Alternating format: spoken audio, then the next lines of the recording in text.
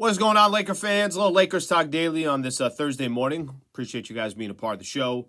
A lot of emotions last night. A lot of highs and lows around Lakers basketball last night. I want to spend some time talking about that. LeBron James in the fourth quarter just incredibly special. And then the Lakers got a game coming up tonight against the Washington Wizards. Worst team in the NBA, 9-49, so they better handle business. Last night, there's a lot going on last night. It's the best way that I can put it.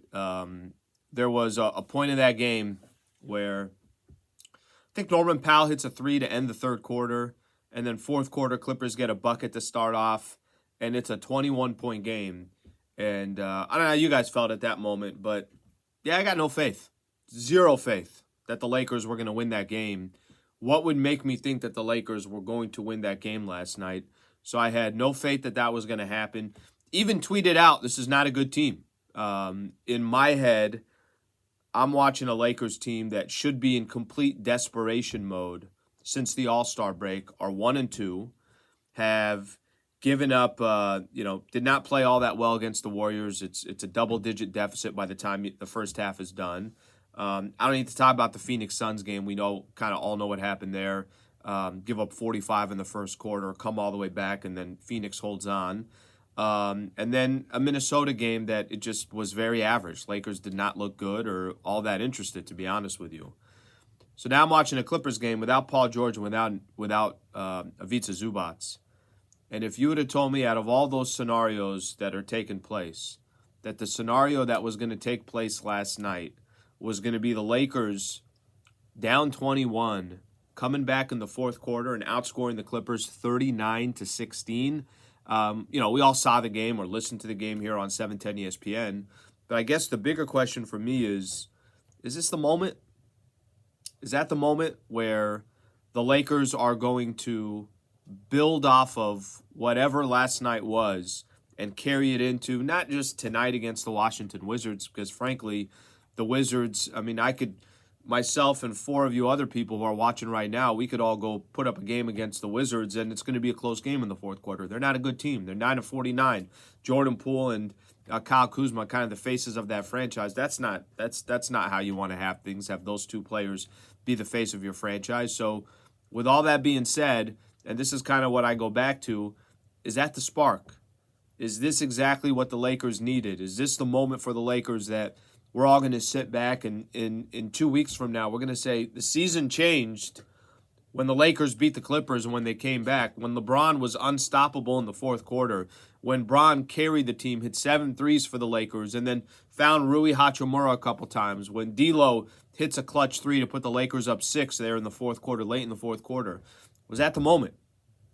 Because if that's not the moment, then I don't think there's any bullets left in the in the gun there to at least put the Lakers in a position to say to themselves, all right, we are now a team that nobody wants to face. We're a team now that's working our way back up the standings. I mean, for how critical that game was, and I don't know if you guys have got a chance to look at the standings, but it's not just, oh, hey, they're back in ninth place. No, that game, Lakers could have had 29 losses, and Golden State could have had a 2-game cushion on the Lakers in the loss column. Now it's just 1.